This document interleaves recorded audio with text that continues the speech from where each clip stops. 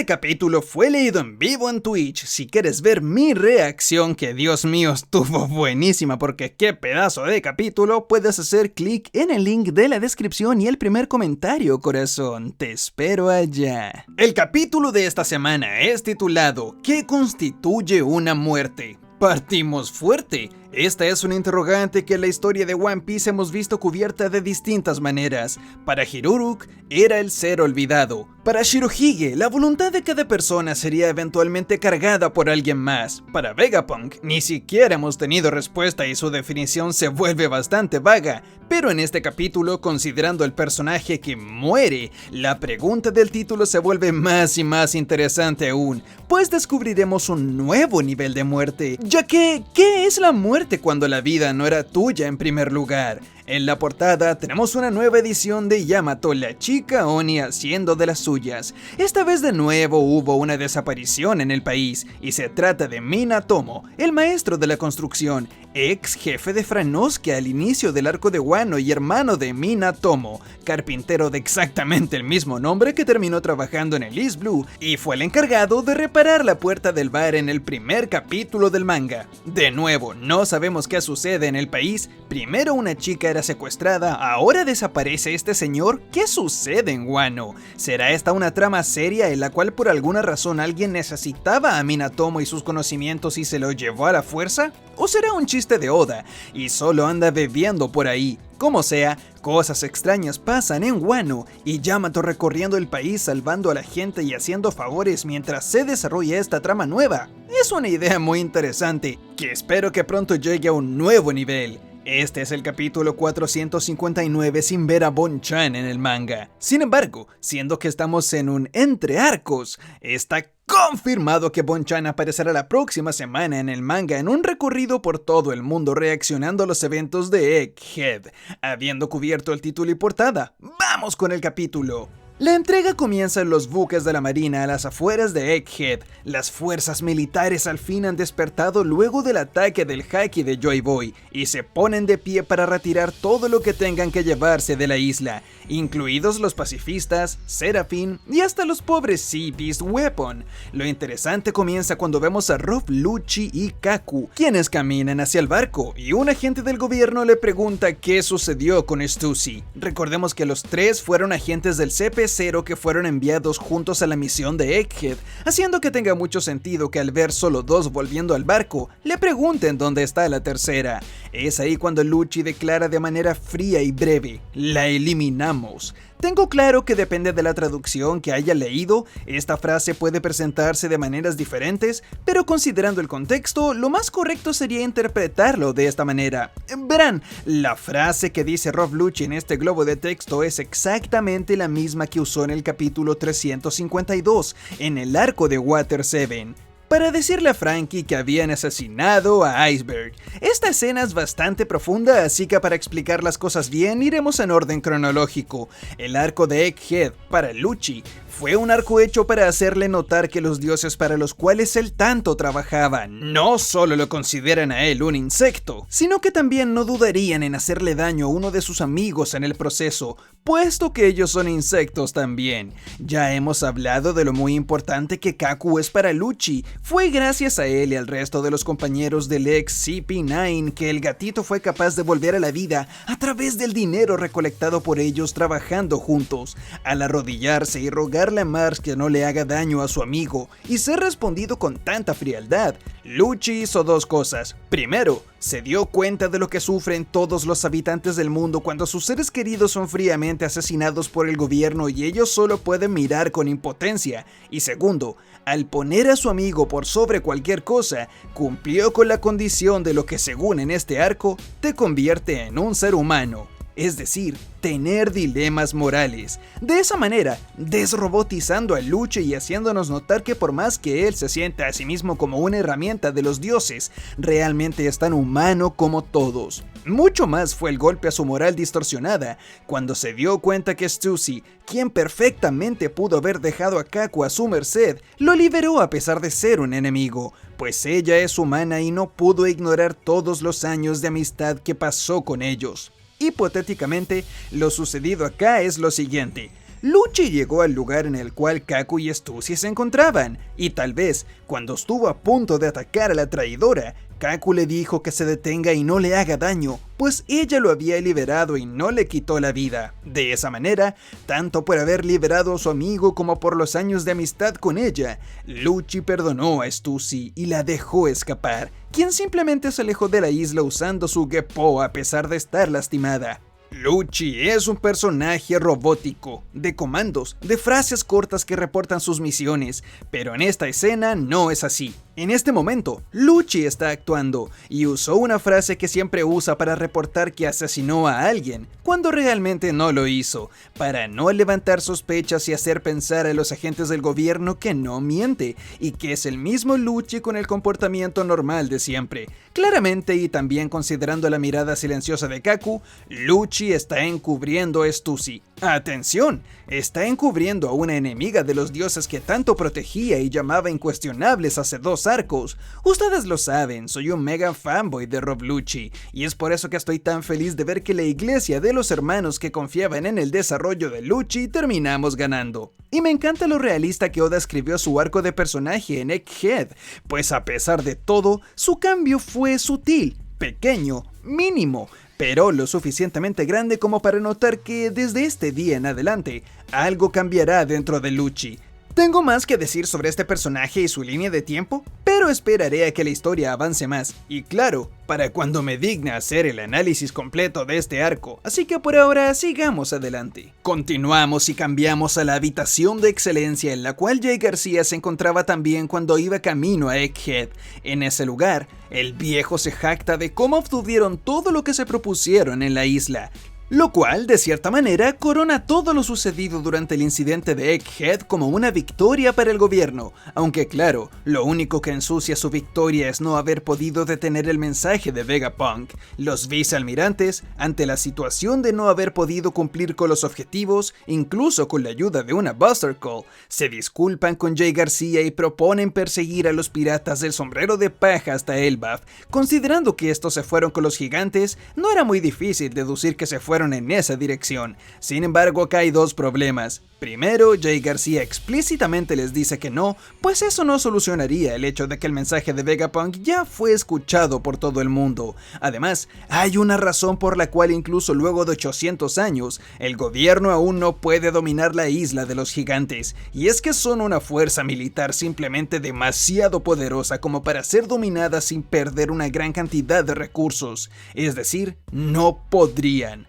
Jay García continúa y nos muestran un recuerdo que termina confirmando una de las más extrañas teorías de la comunidad. Y prepárense, porque si de confirmar teorías se trata, este capítulo cumple con eso y con mucho más. Jay García, en efecto, estaba vivo hace 200 años. No solo eso, sino que se veía exactamente igual a como se ve hoy en día, con la misma edad. Y sí, ahora lo entiendo todo, había una razón por la cual Oda, a pesar de haber tenido múltiples instancias para hacerlo, y de que era prácticamente obvio, esperó tanto para confirmar que Jay García tenía más de 200 años de edad, y esa razón aparecerá un poco más adelante en el capítulo. Por cierto, creo que podemos asumir que Emmet pasó a mejor vida. No tenemos claro si lo destruyeron por completo o simplemente se apagó debido a que Luffy se alejó demasiado, pero si Jay García está en el barco y se terminó el combate, es justo declarar que Emmet, como lo conocemos, ha llegado al final de su vida.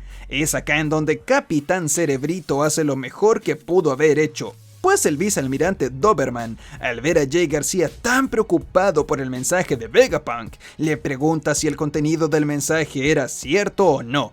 Es ahí cuando García, lleno de ira, lo castiga con su ataque explosivo, uno tan poderoso y destructivo que explotando desde su interior destruye su cuerpo levantándolo del suelo y encima de todo destruyendo hasta la habitación en la cual se encontraban. A ver, ¿quién lo manda a preguntarle eso a Jay García cuando estaba en su momento de viejo filosófico cucarachín malévolo interior y cuando justamente dice que le molesta que el mensaje haya sido escuchado por todo el mundo? No eres un genio, Doberman, vamos, 2 dedos de frente.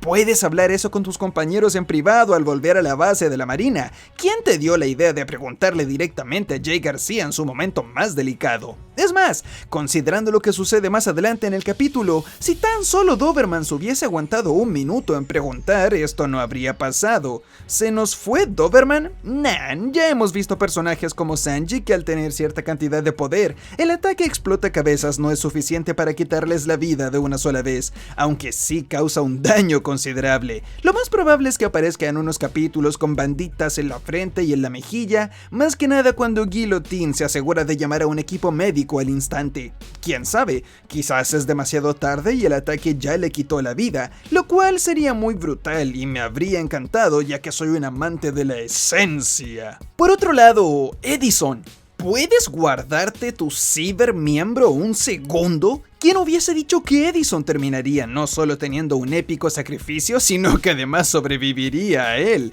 E incluso en las peores condiciones sería capaz de trolear a York y a todos. Este tipo es un Chad legendario, se los troleó y desde las sombras, sin que nadie lo esperara, fue capaz de reír al último al llevarse Punk Records con él. Esto fue posible gracias a la producción de Shimagumo, es decir, Nubes Isla, que Vegapunk nos comentó al inicio del arco que eran capaces de generar.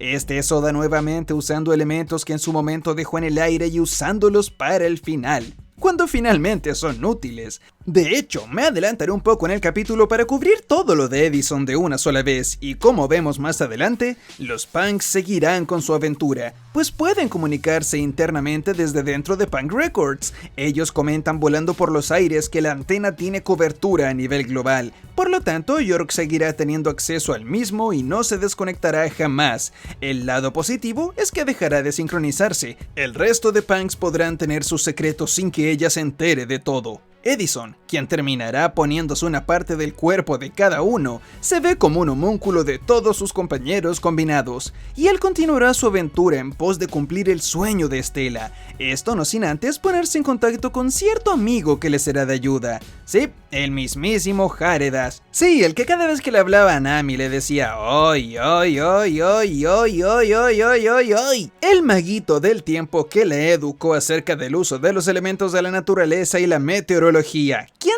diría que era amigo de Vegapunk? Ahora que lo pienso, no deja de tener sentido si consideramos que este viejito vive en una isla del cielo, las cuales Vegapunk puede crear, y que es un científico del clima. Claramente son amigos si fue el mismísimo Vegapunk quien creó la isla en donde él vive, y es posible que los descubrimientos sobre el clima del Nuevo Mundo sean reportados para ser absorbidos también por Punk Records, la cual es la fuente de información universal más grande del mundo. Ambos son ancianos científicos, así que es posible que en algún momento hayan hecho un acuerdo para que, mientras Vegapunk investigue todo a nivel del mar, Hareda se dedica a recolectar información del clima que solo puede obtener estudiándolo allá arriba. En síntesis, una vez más la construcción de universo de One Piece funciona de manera orgánica y única, y yo se la seguiré mimando a Oda por hacer que el mundo de One Piece sea tan genial y todo tenga sentido y se conecte. Mientras, en la tierra sagrada de Marilloa, las cosas están a punto de ponerse extremadamente tensas y prepárense porque aquí comienzan una de las mejores secuencias de todo One Piece. Primero, comenzamos a ver las consecuencias del bloqueo de alimentos que Dragon y los revolucionarios crearon hace un par de semanas. Recordemos que esto, según Ivankov, era para darle una cucharada de su propia medicina a los Tenryubito que mantienen al mundo con una escasez de alimentos, así como también esto provocaría la ira de los caballeros divinos, quienes comenzarían a movilizarse. Vemos a los Tenryubito culpar a Akainu por no haber acabado con Kuma, también lavándose las manos, ignorando por completo el mensaje de Vegapunk acerca del mundo hundiéndose, señalando que esto no les afecta lo más mínimo, pues ellos viven en la altura.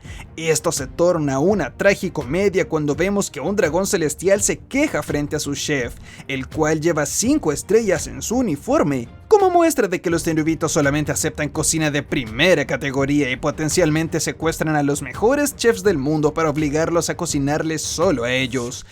Como este hombre ordenó filete, pero le dieron pescado, entra en un ataque de ira en el cual, por más que el cocinero intenta explicarle que simplemente no había carne de res en toda la Tierra Santa, este despiadado termina por quitarle la vida de un disparo de todas maneras, una vez más retratando lo incoherentemente violentos que pueden llegar a ser los dragones celestiales cuando hasta la más mínima de sus peticiones no es cumplida, más aún cuando este chef era de primera categoría y el pescado que le prepararon probablemente estaba hecho con los más finos ingredientes de todas maneras, pero aún así terminó haciendo un berrinche y quitándole la vida. Esto se vuelve más insultante aún cuando notamos que el cocinero es muy delgado en comparación al resto de los dragones celestiales y su estómago ruge con hambre, pues a pesar de vivir ahí arriba, es solo un esclavo más, uno que come lo suficiente para no morir, pero no puede darse los lujos que los dragones celestiales tienen. Es acá cuando el resto de habitantes de Marilloa se ponen a hacer un berrinche por la comida,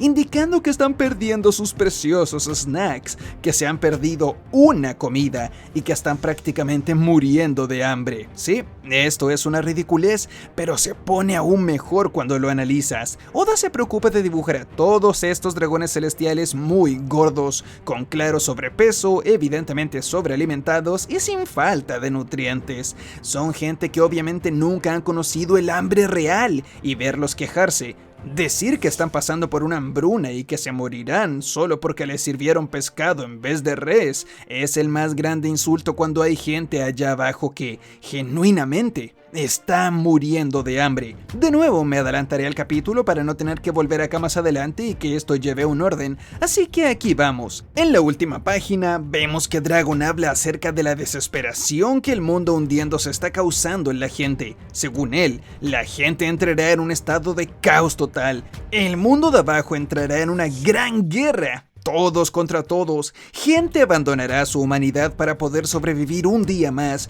para tomar las tierras más altas, y que el mundo se hundirá literalmente en el caos. Eso es lo que hace tan genial esta secuencia. Allá abajo hay gente que se muere de hambre todos los días por culpa de los deseos egoístas del gobierno mundial. Abajo existe el hambre real, existe la desnutrición, la pobreza, la desesperación. Hay gente que ruega por algo de comida y mueren intentando conseguir algo para echarse a la boca. Abajo, el problema es real. Mientras, los Tenryubito pelean porque no tienen carne de res y porque no pudieron comerse su snack del día. Es que Oda simplemente es un experto a la hora de burlarse de la élite mundial. No podría pensar en una mejor parodia de la clase alta y de la élite del mundo real, ni aunque lo quisiera. Excelente secuencia de principio a fin y un mensaje espectacular que refleja, entre otras cosas, cómo lo más casual y mínimo para algunos es un lujo para otros. Gracias, Oda, y por favor, sigue burlándote de los obesos egoístas millonarios del mundo. Nunca me cansaré de ver eso.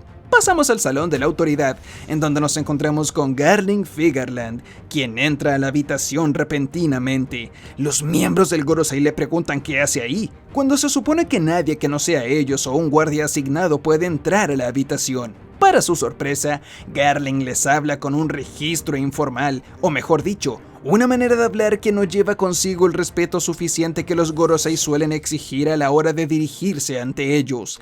Esto mismo llama mucho su atención, advirtiéndole a Garling que no se olvide con quién está hablando, pues a pesar de tener más rango que un dragón celestial, el Gorosei está por sobre todos. Recordemos que los caballeros divinos son los encargados de arreglar las disputas entre Tenryubitos y ejecutar a aquellos que traicionen los valores de la tierra sagrada. Es por eso que, sacándose al titán de los pantalones, el viejo declara que se ha convertido en el nuevo ministro de la ciencia del gobierno, haciendo así que el Vegapunk York quede bajo su responsabilidad. Y de manera imponente, se posiciona en el puesto que alguna vez le perteneció a Jay García Saturn, tomando el asiento asertivamente y declarando que es hora de poner manos a la obra para controlar la gran sacudida que el mundo está a punto de experimentar. Más importante que su discurso en sí, es lo que realmente llama la atención de esta secuencia, y esa es la actitud de Garling, a quien no se le ve para nada incómodo, y que con total confianza, o mejor dicho, dominancia,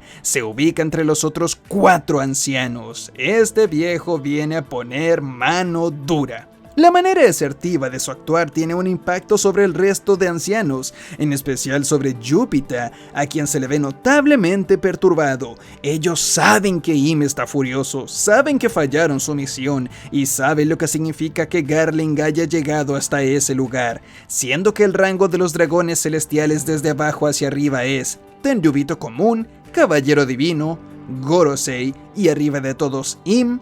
No hay otro que haya podido nombrarlo como Gorosei que no sea el mismo Im, quien potencialmente solicitó una reunión con él directamente. ¿Quién lo mandó a llamar? ¿El acompañante que siempre está con Im en la habitación de las flores? ¿Qué rango tiene esa persona? Eso lo descubriremos con el tiempo. Otro elemento que tenemos que considerar es, si Figarland tenía el título de comandante supremo de los guerreros divinos, ¿quién tomará su lugar ahora que hay vacante? Mucha gente sugiere que el personaje misterioso que vimos en la lista de los que entrarían en la búsqueda por el One Piece, Shanks, termine tomando ese lugar. De esa manera, él terminará comandando ese grupo y podrá moverlo a su voluntad en la búsqueda por el tesoro final y en su batalla por ella. La inclusión de Garling a los 5 ancianos no es nada que se tenga que tomar a la ligera. De acá surgen una serie de dudas que el autor revelará en su momento. Pero para enlistar algunas por ahora, cabe preguntarnos, ¿acaba de recibir Figarland un poder de yokai como el resto de los miembros del Gorosei? ¿Confirma este capítulo que los miembros de los 5 ancianos nunca fueron usuarios de Akuma no Mi, sino que eran directamente yokais cuyo poder fue concebido por Im directamente? ¿Recibirá este viejo el poder explota cabezas? Las apuestas por la fase final de la historia siguen subiendo, y personajes que ya eran poderosos de repente se vuelven más fuertes aún. Volvemos a Egghead y Dios mío, esto es brutal. Pues en la misma habitación en la cual los vicealmirantes presentaban sus disculpas hace un rato, el panorama cambia de repente y se vuelve diabólico cuando Jay García, entre gritos desgarradores, se comienza a desintegrar de la manera más grotesca imaginable a vista y presencia de los vicealmirantes que estaban frente a él. A través de esta página y la siguiente, somos testigos de cómo cada segundo que pasa se convierte en un infierno para este anciano. El aire le comienza a faltar, sus músculos no le responden, sus huesos se debilitan. García intenta luchar contra la falta de aire al tirar del cuello de su camisa, pero nada le sirve para luchar contra una piel que se seca cada segundo, de un color que pasa a convertirse a un horrible gris oscuro, mientras las mismísimas llamas del infierno lo rodean y le arrebatan cada pedazo de vida de su cuerpo. Los vicealmirantes observan desconcertados el diabólico espectáculo que tienen enfrente, mientras onomatopeyas de gritos desesperados nos indican que en cada segundo Jay García no puede sentir nada que no sea el más agónico de los dolores en cada rincón de su cuerpo. Sus dientes se caen, su cuerpo se carboniza y se deshace. Im, desde la tierra sagrada, le recalca que su error fue dejar escapar a Joy Boy. Por otro lado, García suplica por piedad, ruega que su tortura termine y le explica que no tenía cómo saber que Joy Boy tendría poderes tan impredecibles. La secuencia termina con una salvaje explosión en el buque y con un Jay García que durante poco más de un minuto sufrió el peor dolor físico que un ser vivo podría sufrir en este mundo, con su cuerpo deshaciéndose lentamente y terminando en él siendo solo huesos. Dicho de otra forma, García terminó siendo lo que debería ser si no fuese por el poder de Im que le extendió su vida. Im no le quitó la vida a Saturn técnicamente, solo lo dejó ser lo que realmente es, un viejo hombre que murió hace siglos. Esta es, sin duda, una de las secuencias más violentas y épicamente heavy metal de todo One Piece. Un viejo desintegrándose de rodillas entre gritos de agonía, suplicando piedad mientras un fuego oscuro lo consume lentamente y le hace sufrir un dolor infernal. Oda, por favor, a veces se me olvida que puedes escribir este tipo de cosas. Y prepárense porque acá hay bastante que desenredar. Primero, debemos considerar que este espectáculo sucedió frente a los vicealmirantes. ¿Qué pasará con eso? Una posibilidad que me daría mucha pena es que tanto Kizaru como los presentes en esta misión terminen culpados por no haber cuidado de la vida del anciano de amarillo al cual escoltaban. Es simplemente demasiado el haberlos dejado ver esta secuencia a ellos, quienes no están ni cerca de conocer los horrores del gobierno. Ver a un miembro del Gorosei desintegrarse y desaparecer frente a ellos es algo que fácilmente pueden contarle a todos los demás marines cuando vuelvan a sus bases. Por lo tanto, no sé cómo Oda lidiará con el peso que puso sobre ellos al tener grabado en sus pupilas dicho evento.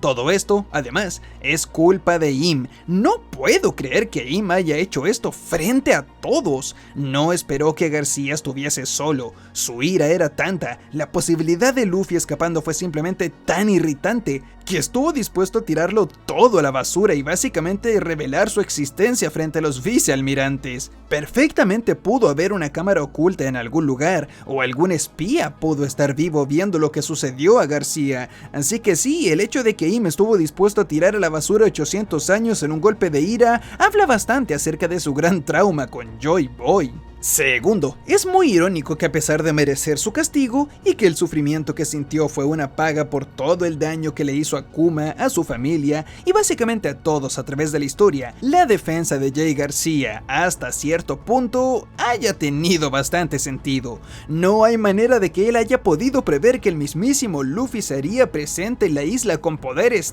tan extraños. La quinta marcha de Luffy es justamente una forma contra la que no se puede pelear, pues es completamente impredecible e incoherente. Si a eso le sumas que de la nada salió un robot ancestral a ayudarlo y que por supuesto llegó un ejército de gigantes, que Stussy los traicionó y que encima Vegapunk se unió a ellos con los pacifistas y Bonnie, García tiene un argumento a su favor. Sin embargo, dije que su discurso tenía sentido hasta cierto punto, porque justamente él fue quien provocó su propia caída, al dejar que el gigante ancestral sea llevado a Egghead por parte de los científicos hace 200 años. Fue él mismo quien cavó su propia tumba, ya que el gigante que él dejó que se lleven terminó permitiendo que Luffy escape al soltar el haki de Joy Boy. Así que sí, la dulce ironía de este viejo causando su propia muerte es exquisita. Tercero, es interesante ver qué tan patético se ve Jay García ante la muerte.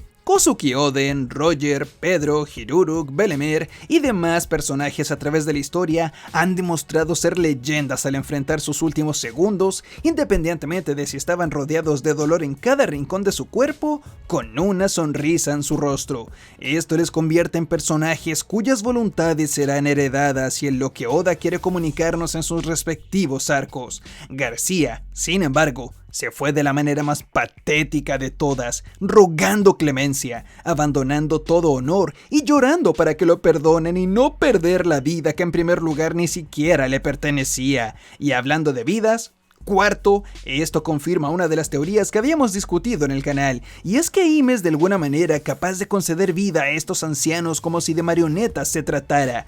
¿Cómo lo hace? Ni idea, pero esto llena más aún de misticismo al señor o las señoras sombritas, pues si es capaz de conceder vida y quitarla a voluntad incluso a distancia, ¿qué es Im? ¿Es un humano? ¿Es un demonio? ¿Es siquiera un ser vivo o es un cúmulo de energía negativa que usa un velo para poder aparentar tener forma física? Im continúa siendo un misterio, pero cada semana se vuelve más y más interesante. Ivankov, desde Kamabaka, nos confirma en este capítulo la razón de la existencia de Tequila Wolf y el Gran Puente, pues conectándose con la isla de Vodka, lugar donde nació Kaido, la isla Ron, la isla Bourbon, son estas 4 localidades con nombres de tragos famosos los cuales eran usados como estaciones para el mundo post-apocalíptico que quedará luego del gran hundimiento. Este puente fue enviado a construir, según se nos dice, por los dragones celestiales, de manera que puedan seguir recorriendo el mundo luego de que el nivel del mar aumente lo suficiente como para acabar con la humanidad como la conocemos. Sin embargo, siendo que los Tenryubito comunes no sabían acerca del mar elevándose, la orden real debe haber venido de los mismísimos 5 ancianos, por orden directa de Im. Y lo último que quiero discutir es, este es mi Incidente. Esto es lo que tanto queríamos. La isla cae en una destrucción total. Luffy escapa con los gigantes a Elbaf. Fallece Vegapunk. El mundo entra en un descontrol total. Comienzan a moverse los caballeros divinos. Hubo un cambio de Gorosei. Muere uno de los Gorosei. Un mensaje acerca del fin del mundo es enviado y todos lo escuchan. Se crea caos por doquier.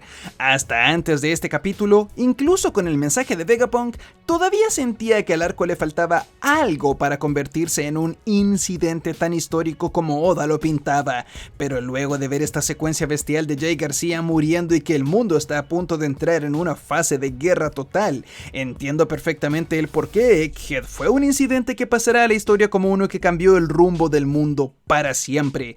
Así este capítulo corona el arco de la Isla del Futuro como uno de los mejores y más brutales arcos de One Piece, y me hace darme cuenta que luego de Elbaf puede que entremos al arco final de la historia. Y muchas gracias por ver el video, pero como sabes, este no es nada sin tu comentario, así que deja uno abajo y veamos qué tal, pequeñín. Como saben, los leo a todos y a cada uno. Esta review quedó bastante larga, pero no se preocupen porque esta review fue auspiciada por nadie auspició este video, así que a cambio me serviría mucho si me das un like, en serio, sí que me serviría. Si llegaste a esta parte del video y eres uno de los guerreros legendarios que participará en la guerra final por el mundo de One Piece, comenta Minecraft. Si comentas Minecraft, sé que eres parte de uno de los guerreros legendarios. Así que muchas gracias a todos por ver el video nuevamente, yo soy Gad y nos vemos en los comentarios.